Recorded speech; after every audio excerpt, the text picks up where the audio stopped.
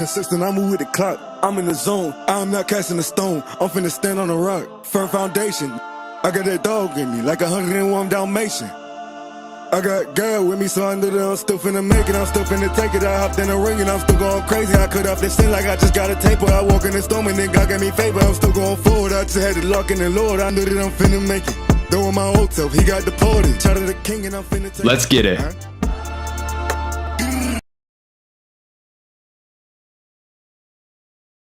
Shoemaker. What's going on today, everybody? It's your host, SchuZ Shoemaker, and today is going to be an exciting episode. I've got two guests lined up for us today. First up will be Jeremy Fears Jr. He's going to join me in about 10-ish minutes. We'll get into an interview with him. Then in the second hour, Kansas transfer Zeke Mayo. He'll be joining me, and we're going to get into a lot of different stuff regarding that. Also, throughout the duration of this show, I'm going to touch up on NBA free agency. We're going to talk about the upcoming Olympics because we have all the NBA qualifiers or basketball qualifiers are now officialized. We're going to get some of those different topics as well. But before I go any further, the thing I always want to start off each and every single episode with is the verse of the day. And so today's verse of the day is Proverbs chapter 13, verse 3. Those who guard their lips preserve their lives, but those who speak rashly will come to ruin. That's something I think is very important in today's world, and honestly, and throughout the entire history of mankind. A lot of times we will speak words that are not good, maybe we're going to regret, and they can harm things.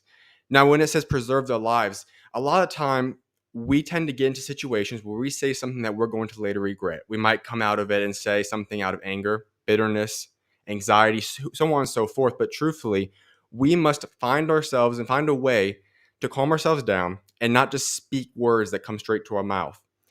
And there's an interesting quote that I found as I was researching this. Adam Clarke is a biblical scholar and theologian from the late 1700s. He spoke this quote: "It has often been remarked that God has given us 2 ears that we may see much, 2 ears that we may hear much, but has given us but one tongue, and that fenced in with teeth, to indicate that though we hear and see much, we should speak but little."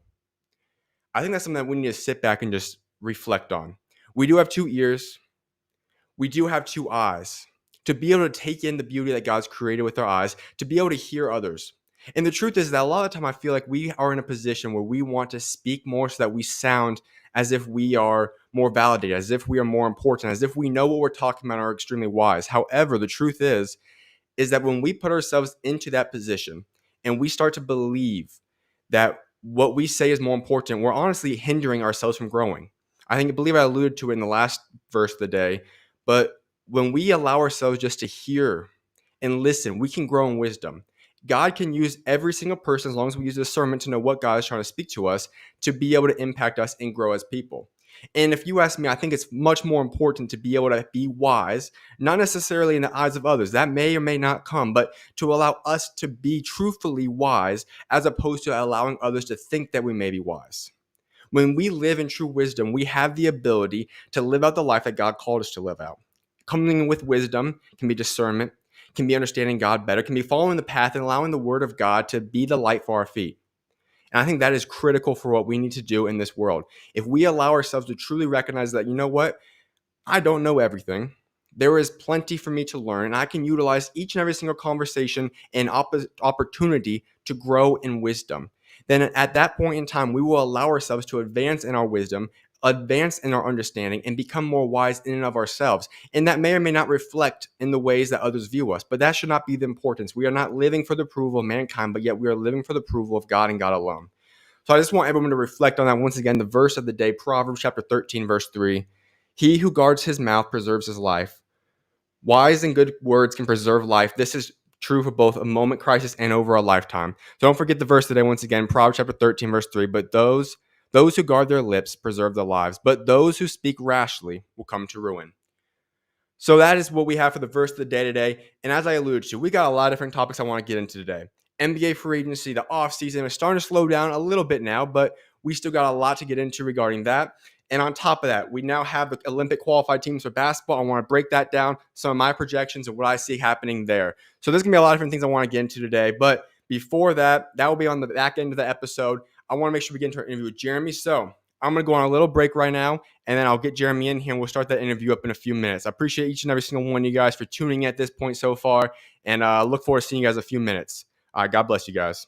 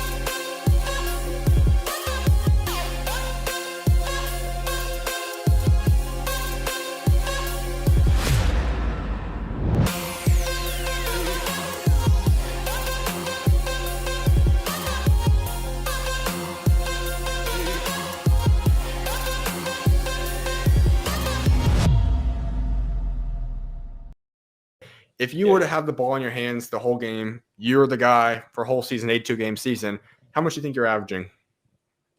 Ball in my hand, 25, no doubt. Mm-hmm. Easy. 25, no doubt, easy. And that's just me knowing my ability and knowing what I can bring every night. Because I feel Mm-hmm. like, because I see like the little stats on Twitter, some games, they be like, when Canton plays this certain amount of minutes, he averages 30, or he plays, this amount of games with this amount of minutes, he averages 25. So I feel like if I have the ability to play with the ball in my hand, make the decisions, all that stuff, I feel like I can average 25 points a game easy, no doubt.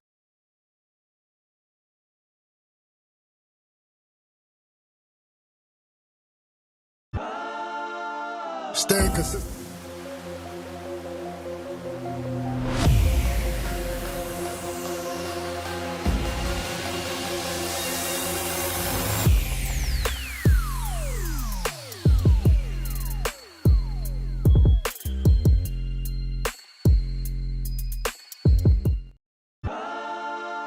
Staying consistent, I move with the clock. I'm in the zone, I'm not casting a stone. I'm finna stand on a rock, firm foundation. I got that dog in me, like 101 Dalmatian. I got girl with me, so I know that I'm still finna make it. I'm still finna take it. I hopped in the ring and I'm still going crazy. I cut off this shit like I just got a taper. I walk in the storm and then God gave me favor. I'm still going forward. I just had to lock in the Lord. I knew that I'm finna make it. Throwing my old self, he got deported. Shout out to the king and I'm finna take it. Huh?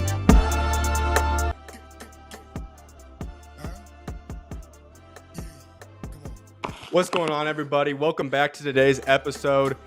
Right now, as I alluded to before the break, we have Jeremy Fears joining me now. He's obviously going to be heading into Michigan State in his technically sophomore season, but eligibility-wise now will be his freshman season of eligibility. And so with that being said, I'm excited to welcome in Jeremy Fears Jr. Jeremy, how you doing today, man?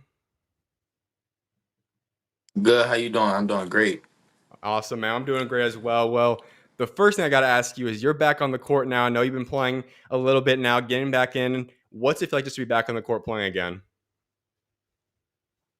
Um, um, it's hard to it really explain. It's just grateful, being able to be out there with teammates and the guys and my friends.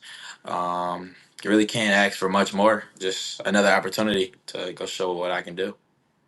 So there's obviously a lot of things I want to get into throughout this episode today, but the recovery that you've been going through has been a lot different than a lot of guys might have the story of having. So I kind of just want to go through this a little bit to kind of let people kind of in an inside story to kind of know what all happened in just this recovery time span. So you're midway through your freshman season a little bit. You're going through it and you guys have the Christmas break.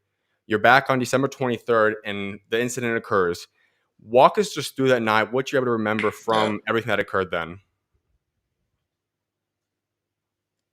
It's still kind of blurred. It was all happened quick, Mm-hmm. but like the recovery process, I got back to school.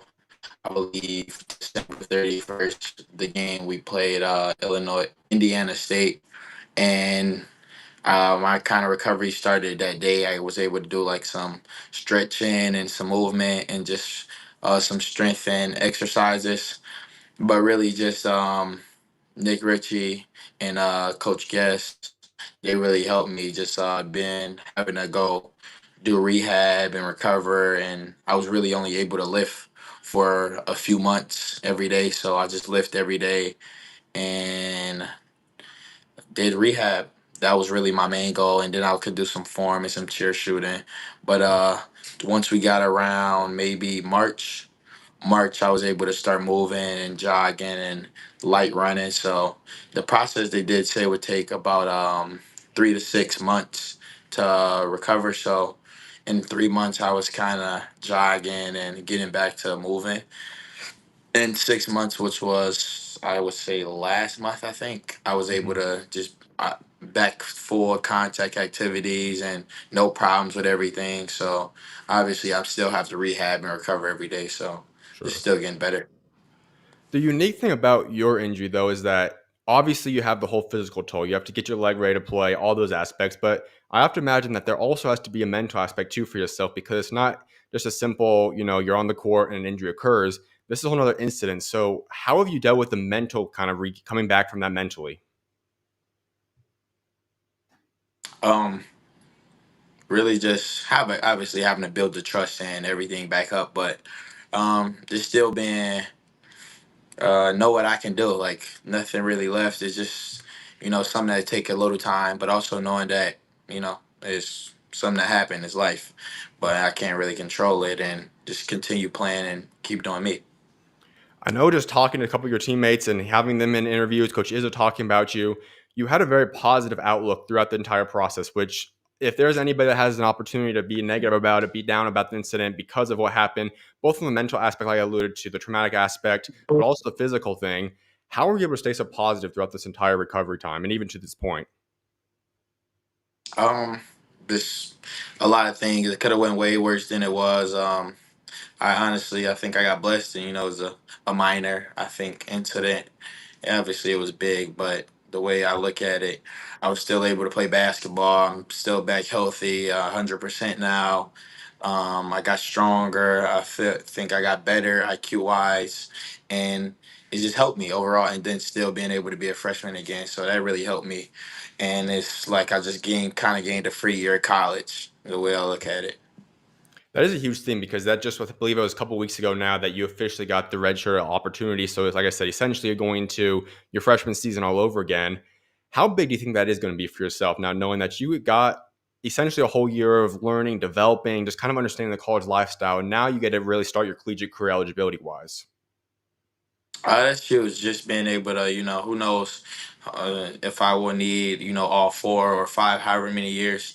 But just knowing I have that underneath my belt and that can help me in the long run with everything that's going on is just huge. Knowing that my situation is different and from everybody else, but just being able to be here again, still in Michigan State, another opportunity.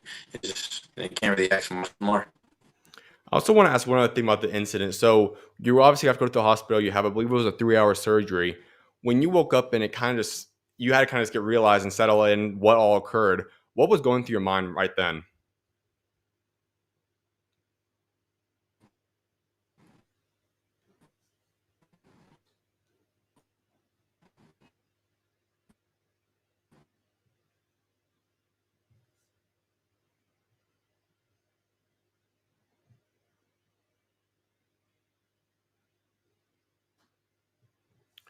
We're going to add him right back in 1 second.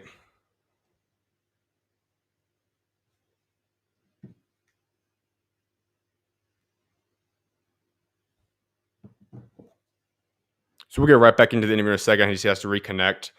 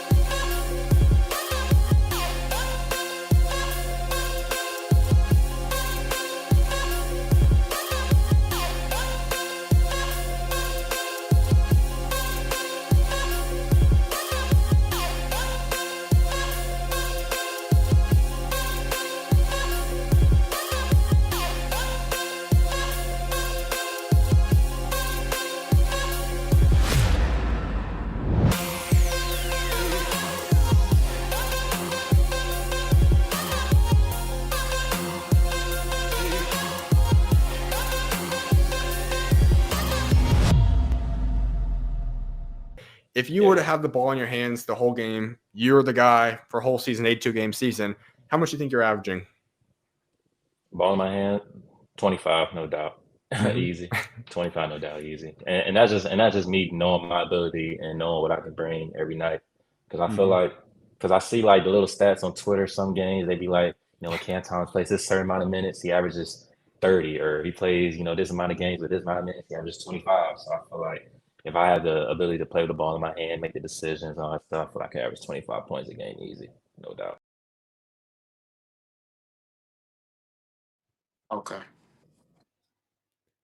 Welcome back, everyone. I think we got it fixed up now. So I'll go back to the question where we left off then. So you were in the hospital and you end up kind of waking up. You go through, I believe it was a 3 hour surgery. When you do end up waking up and it starts to settle in what all occurred and all the events that happened, and now the fact that you're going to have recovery in front of you, what was going through your mind at that point? Um,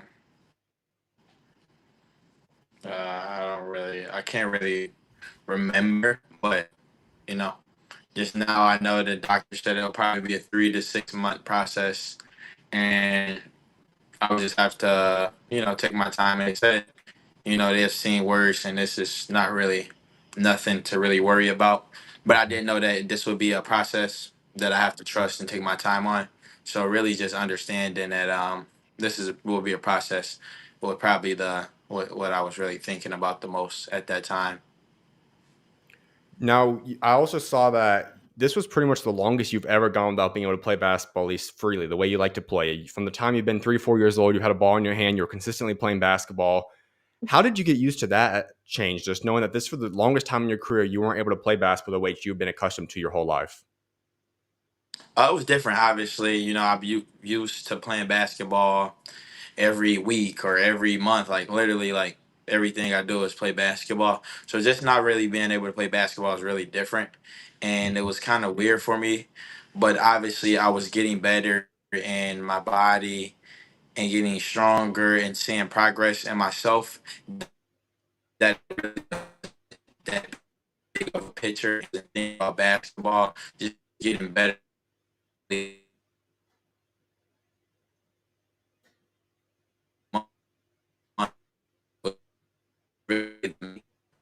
was really focused. I also want to get into your family because this is a family that has basketball pretty much run you guys' blood. Games, We watching talk about games, yourself. help. Can you hear me? Yeah. I bet. So this is a family that you Hello. guys have pretty much had the basketball in your hands the entire time. You talk about yourself. We know how accomplished you've been throughout your high school career and now heading in through college. Your brother now is also one of the top players. He's following your footsteps. Your dad played basketball as well. What's it been like just growing up in this basketball family? Um, just growing up in a basketball family has really been great because we all learn and we all give information and little tips and things they see and we see everybody point of view and angles. So it's really been helpful overall. I gotta get into your brother because he now is available once again. He just decommit from Illinois and he's back obviously through the recruiting process. And you guys got to play together 1 year in high school, which I'm sure that was awesome. Is there any potential chance that we see you guys team up again playing in college now?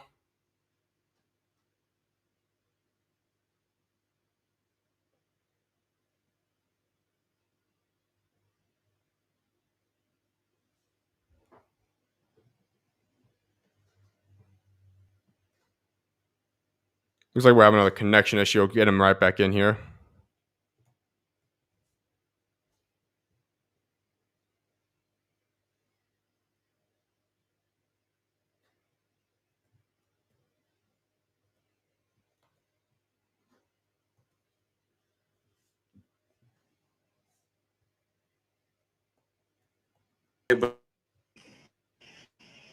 There, you're good. You're good. Yeah. Yeah, you said yeah, my brother obviously following in my footsteps and coming up and he's available. Obviously, I think we talked as a family and he talked and he kind of felt that him reopening it and just seeing all the options and what he could have and still keeping in contact with Illinois. So really just a decision that the family talked about and what they So I thought. know you kind of cut off a little bit in the beginning parts there, but we know that with you two, I'm not sure if you answer or not, but if you two had the chance to play together, if it was at Michigan State, what would that first of all just be like? Honestly, I wouldn't know. It would be hard. Obviously, we played together my senior year and his sophomore year. And that was great. The last time we did that was my eighth grade and his sixth grade year. But Hmm. just maybe potentially playing back with each other in college would be insane. But um, who knows what the future holds? But yeah, that would be crazy. Just obviously because we played with each other a few times growing up, and yeah, but at the college level would be kind of crazy. If you two were together, and that could obviously now have an extra year, obviously, if you decided to spend your whole career and utilize all 4 years eligibility, how special would a backcourt be of the two Fears brothers? I think we can make a lot of things happen if that was the case, and that would be special. Just being able to say, I got to play with my brother. Not a lot of people get to play with their brother in college, especially, and at the same time, and have the same, role or minutes. So it's just a lot that plays in factor of playing with your brother and also actually being able to play and win. So it's a lot that goes on, but that would be special, and it would be it's insane. And I don't think not really a lot of people have done it. I know Mhm. obviously it has happened, some twins or some brothers that's freshmen seniors, but that would be special. So how would you balance as a brother then? Because I'm sure it would be fun, you two playing together, going to the same school. That would be an awesome thing. But obviously, I think you'd want what's best for him. And that may be Michigan State, but obviously, that could be any other school in the country as well. So how do you kind of balance that aspect of saying, I want to play with my brother. I would like to recruit him to try to get him to go to Michigan State. But at the same time, I want him to find what's best for him and go to the place that's going to help put him in the best position for his future. Definitely like give him knowledge, and I'm with him for whatever's best for him. And if it's a different school or a different option, and I talk to him and he's talking to me, and telling me what the school, like the team looks like, the play style. If he's telling me like all the good stuff, and I think it fits him, and I know how he play, and a situation that's great for him, I'm going to tell him I think that's best for you. So I'm always going to try to lead him and put him in the right position at the end of the day, and not be selfish or think about myself or my team. So if it's what's best for him, I'm going to make sure or try to help him and make sure he pick the best decision for himself. So do you think there's any chance the Michigan State fans could get excited for a potential Fears duo in the backcourt one day? Um, Realistically, nah, I don't think it'll happen. Okay. But who knows?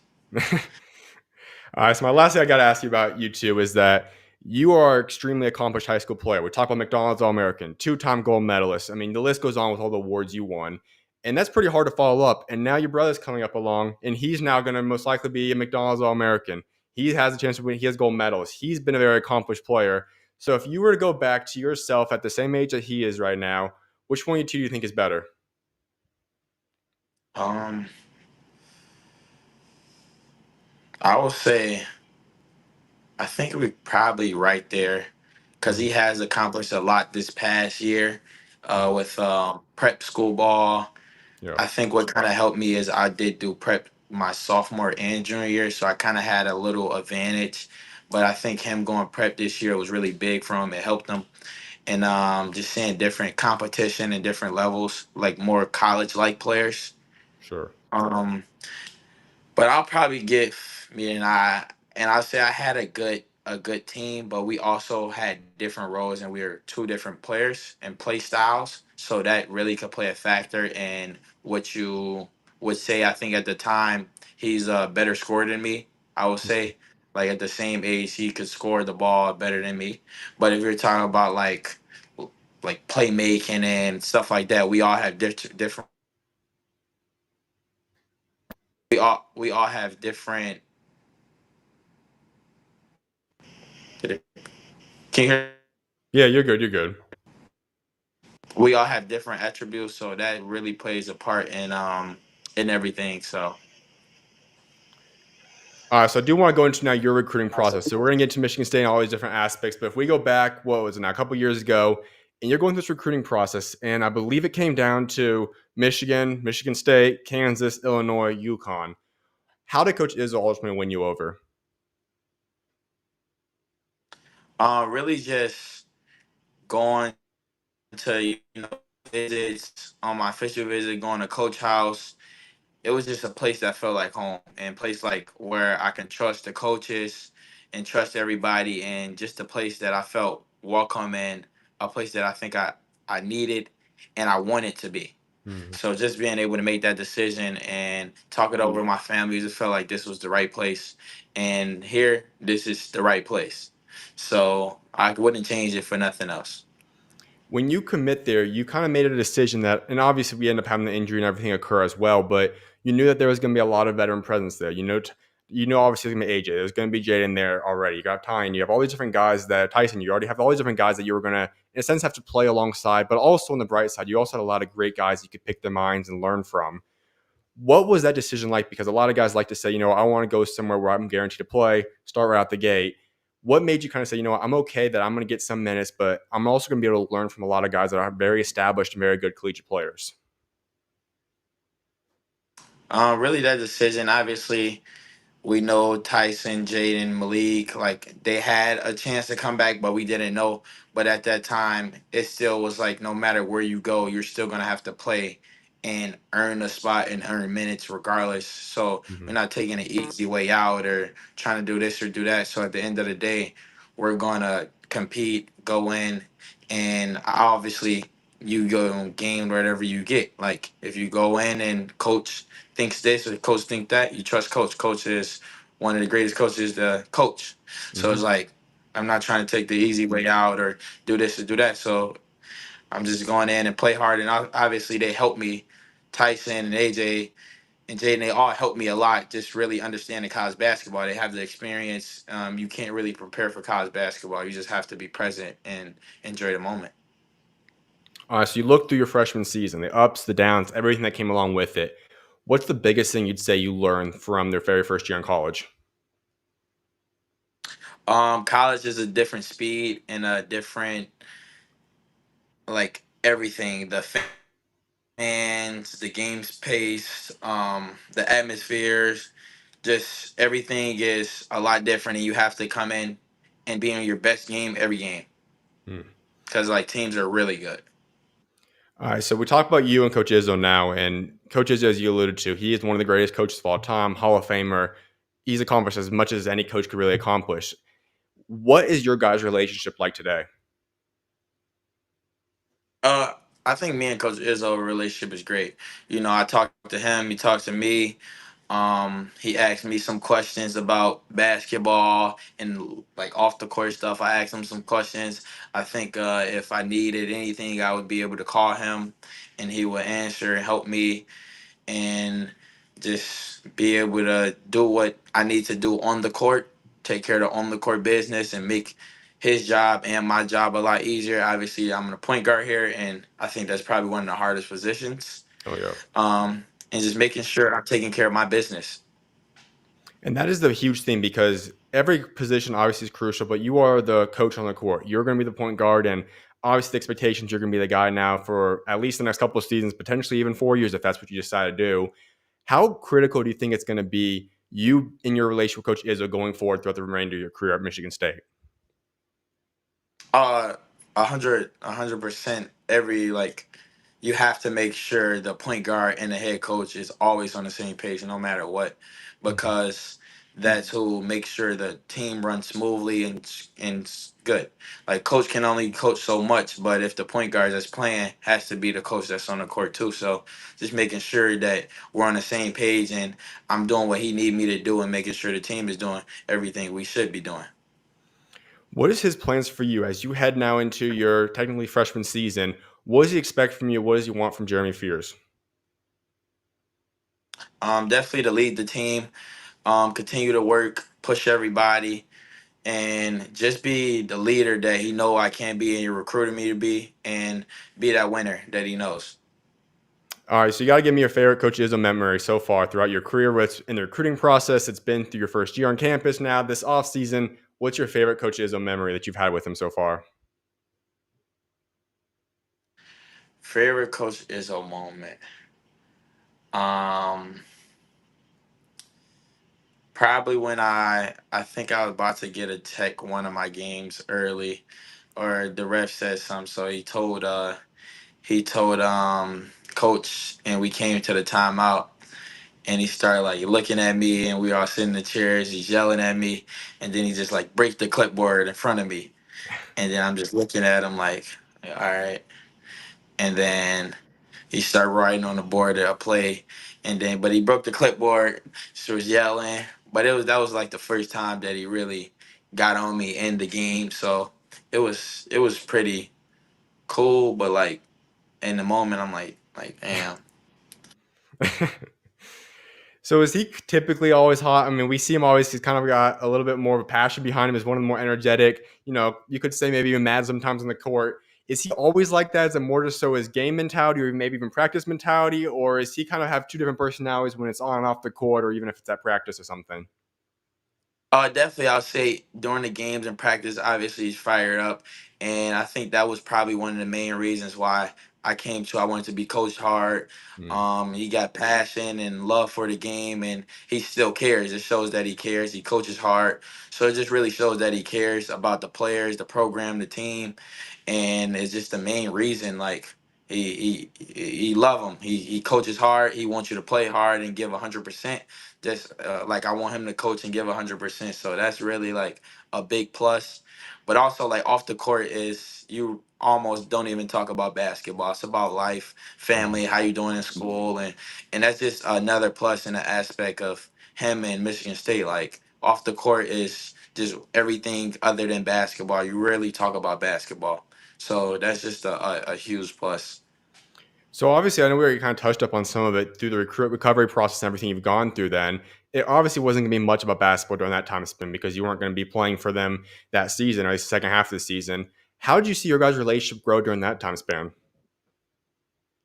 It was good. I was able to talk to him. Obviously, I would go in his office, talk to him a little bit, talk to him on the court. He's still making sure I'm good. Coming to the weight room, training room, making sure I'm doing my rehab and recovering. Cheering me on, them and him, and also like the team. While I'm working on the sidelines and trying to push to get better. So just really overall, just making sure that I was doing what I needed to do to be successful and get back on the court, but also still talking to him and talking basketball. So I do want to get into this upcoming year's team because last year there was a lot of high expectations for you guys, and obviously it's probably safe to say it didn't go exactly how you guys planned. I think there was a lot more different, obviously high expectations from the locker room. And so you guys head into this season now, and it's a lot of new faces. And for the guys that are returning, it's a lot of you guys that maybe didn't play a lot last season. Jaden's the most experienced guy returning. Then you guys have a lot of guys from your freshman class. You, Xavier Booker, you got Trey obviously returning back. You have Cooper, all these different guys that's going to get a lot larger role as well as guys also being added into this group, whether it be the incoming freshmen and as well as obviously you guys have Frankie coming in as well. What is this year's team looking like?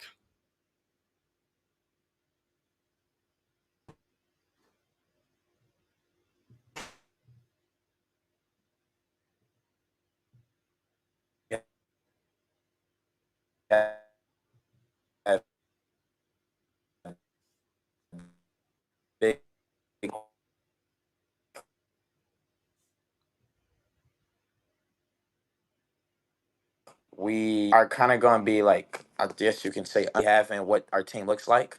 But we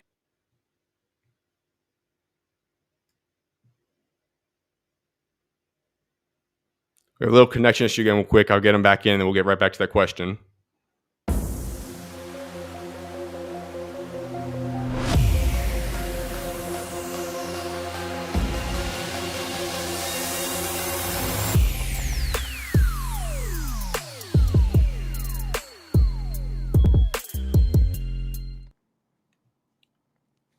obviously, I think like where I left off.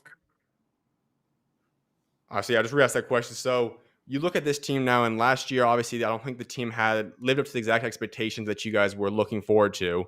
And so this year's team, there's a lot of change, whether it be guys that didn't necessarily play a lot last season and now get a lot larger roles this upcoming year, or even be in a sense that you guys now have guys like Jaden returning, you guys have Frankie coming in as well as a solid couple of freshmen. What's expectations and what's this new kind of new look Michigan State roster looking like right now?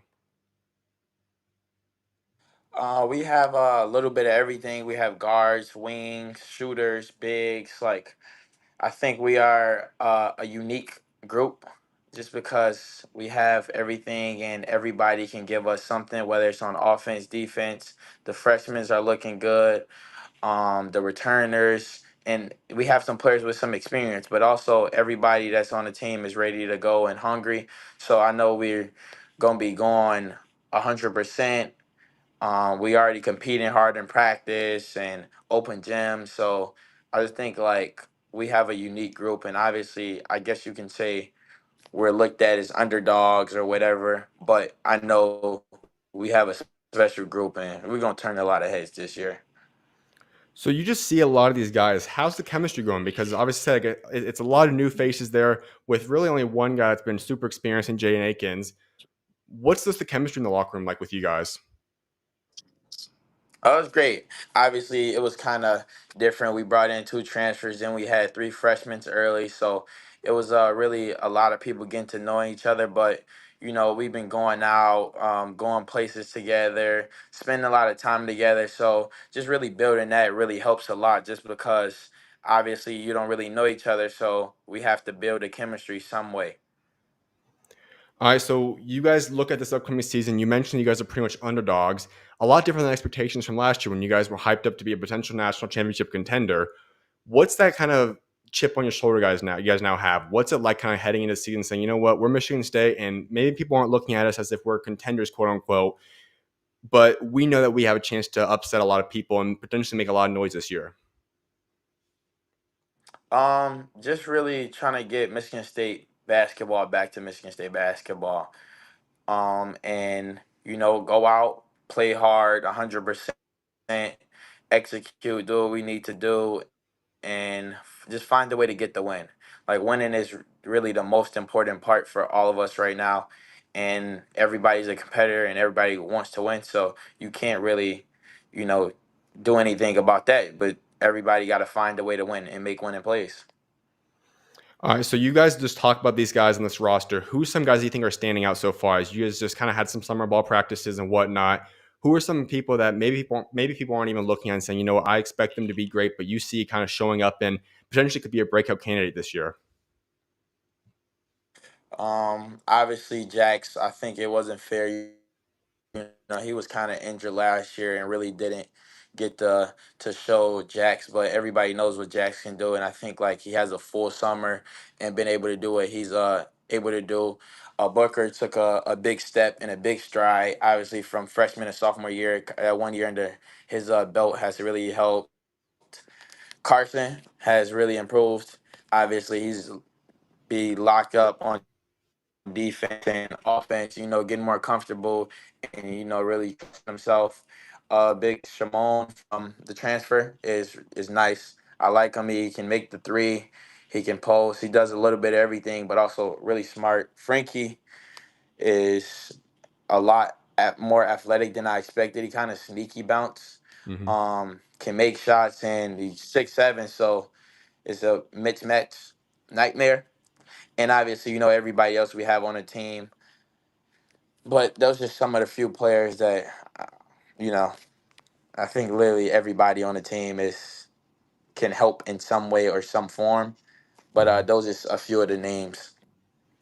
So how about yourself now? Because I see a lot of fans are very excited about you. We know how accomplished we talked about you were in high school, and now you head into your first full season, hopefully playing basketball at Michigan State. What can fans expect from you to bring to this team now? I would definitely say my leadership, my defensive intensity, um, my playmaking ability, and just me playing hard every minute and every second I'm out there. Now you have this upcoming season. What are your expectations for yourself? Are there any goals you set for yourself, or what do you want to accomplish for yourself personally, and even as a team this upcoming season? I haven't set really any goals yet for myself, but obviously I know for the team, I want to win a Big Ten championship.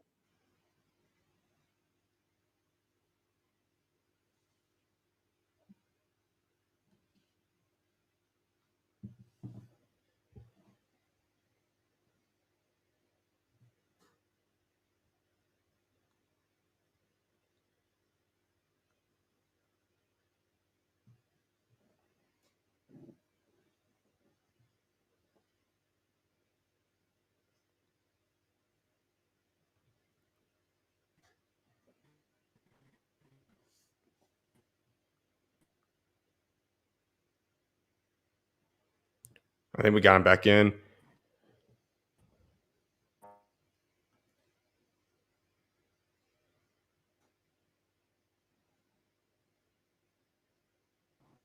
Yo, can you hear me?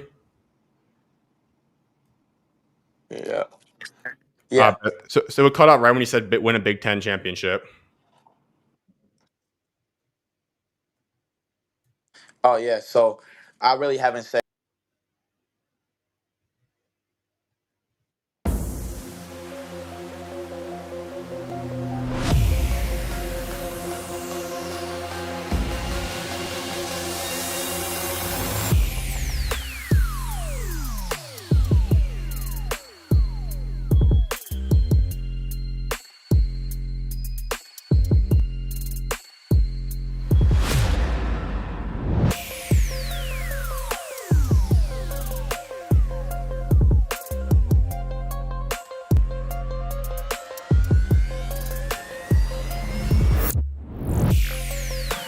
That's cool. So kind of going back to the last question then, you look at this upcoming season for yourself personally. Are there any personal goals that you set for yourself, team goals? What do you kind of have in store for yourself personally and as a team this year? I definitely, some of the team goals, win the Big Ten championship. The end goal, win the national championship, get to like a Final Four. Um, Myself, I really haven't set any goals. I'm still, focusing on my rehab, my recovering, making sure I'm doing all of the right stuff, taking care of my body. I'm getting a lot stronger, and just really focusing on me more than some goals. But that's just some of my personal goals right now, as of right now. So would you say you are 100% right now, or where would you say you are in terms of percent wise at being fully recovered, 100% ready to be the full version of Jeremy Fears? You said ready to play. Yeah, like so where are you necessarily recovery wise in terms of rehab and everything like that? I'll say I'm 100%, but I still have to make.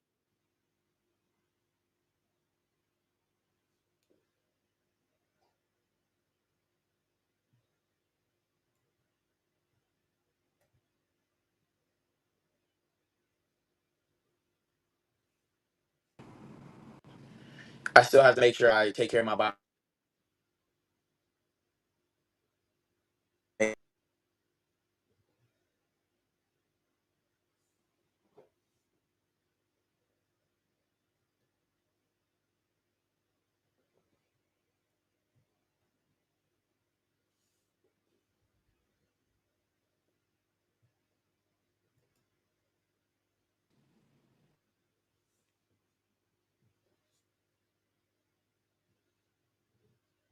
Can you hear me? You good?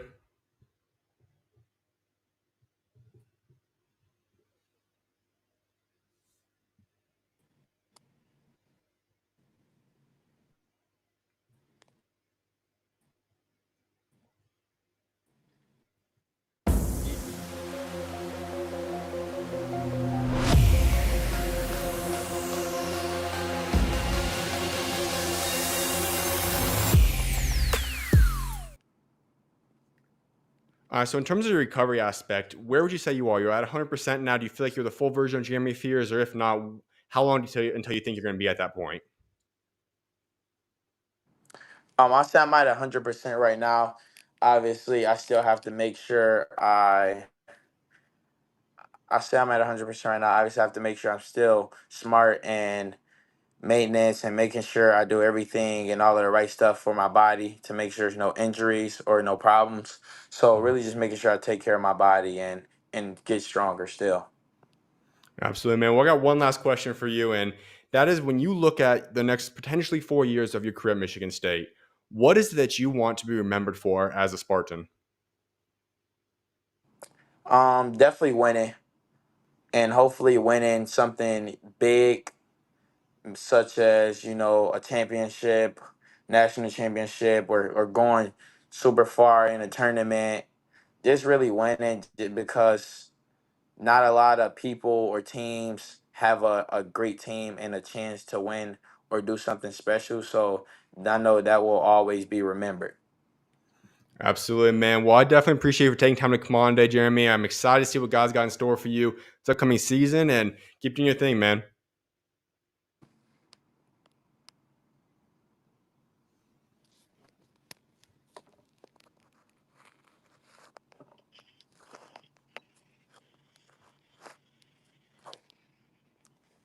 Did you hear me? Yeah. Can you hear me? Yep. I bet. So I appreciate you for taking time to come on today, man. I'm excited to see what God's got in store for you this upcoming season, and can't wait to see what it looks like to have you back out there on the court, man. No problem. Thank you. Thank you for having me. Of course, man. You always welcome on, man. God bless. See you. Have a nice day. You too, man. Well, I appreciate everyone for tuning in during this interview. I'm going to go on a short break, and then we'll get into the interview, most likely with Zeke. I know we might possibly push that back by a couple minutes and have a segment, but I appreciate everyone for tuning in once again. I'll see you guys after this break.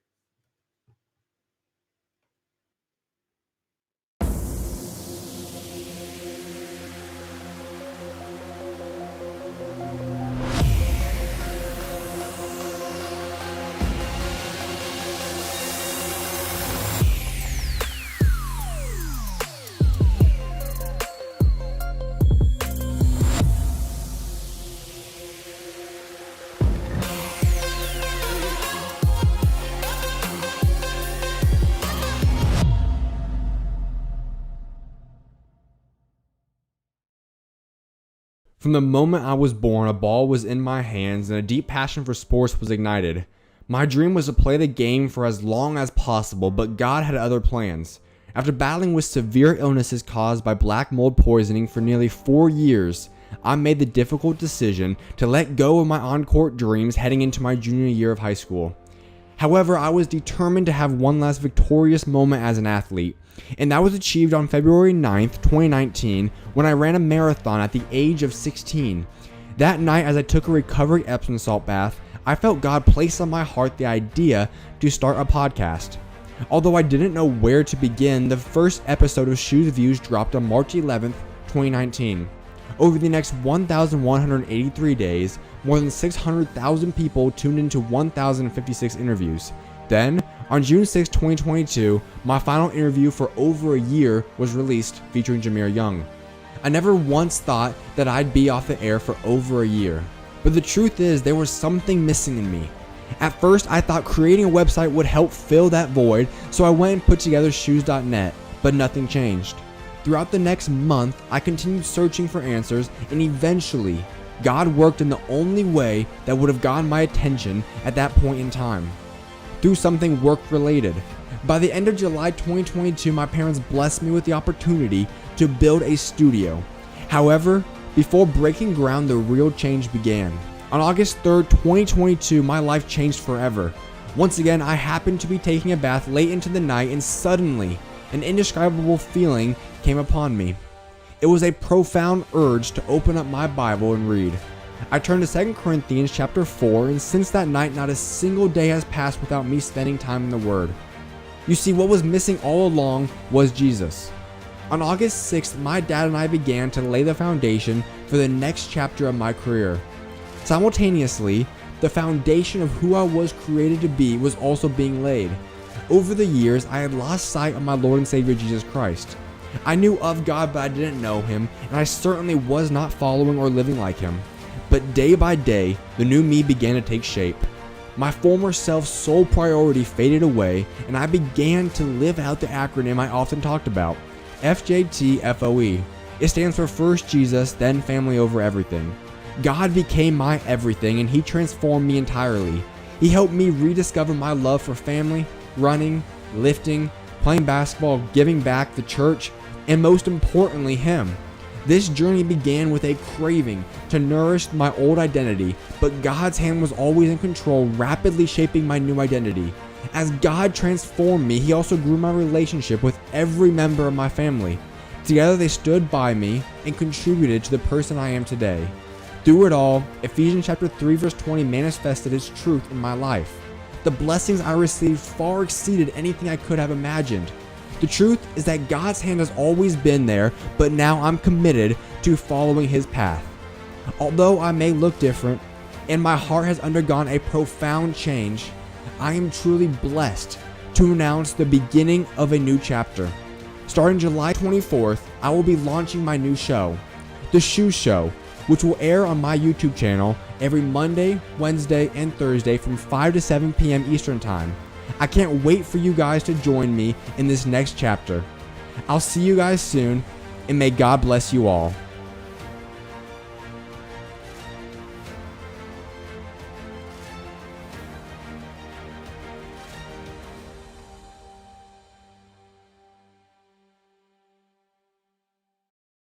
There is a funny aspect about you, and that's the fact that I don't think you necessarily even tried to, but there's been countless times in your brief NBA career already that you've made it viral. You've made memes of yourself, whatever it might be. One of which was in the midst of that 40-point streak. You obviously broke LeBron's record, and you made your comment saying about, well, I'm not really a LeBron guy, I'm a Kobe guy. And I don't think you even intended that to go viral. Now you have that. Nah, not at all. There's your Steve Nash moment during the summer league. We know that aspect. I think that was after the second year. You had a fun, obviously, at one point. You have your branding that you've now done. When you look at all these, like, do you ever intend to expect something to go viral or be funny, or does you just end up happening, and then by the time you get back on your phone, you're like, oh, this already just went down, dang. Bro, that's crazy. No, not at all. No, because even with my brand, like when a random person asks me, because random people always see like, oh, he's so serious, and I'm just like, bro. And then I say it all the time. Like I say it no matter what. And I said it at one time and it blew up. And I was just like, I mean, I said it. I've been saying it every time. Like somebody asked me that. So then, that blew up. And then the Kobe thing, I was just being honest. I mean, it's no disrespect to LeBron. Obviously, I love looking at LeBron playing stuff like that. You know, he's done a lot for the game and stuff. But it's just me being a fan of basketball. Me growing up with Kobe. Just my love for Kobe is like unmatched. So really that part. So really everything I say, I'm just like. I mean, I'm not really intending to go viral. I'm just speaking what's on my mind at that point. So, if it goes viral, it goes viral. Which one of the things that's happened so far, maybe even one that I've not listed yet, was the most surprising to you? Like by the time you got on your phone, maybe even someone else came and told you about it, where you're like, dang, that really went viral? The branding. My brand, honestly. I was never expecting that to go viral. Because I always said it. I always said the same thing. No matter what somebody asked me that, I always said it. And never went viral before. And then that one particular day, I woke up, and then the very next day or a few hours later, I don't really remember because we was playing Philly when I said it. We was playing Philly, and then when I said it, it took off, and I was like, oh man, I was not expecting that at all.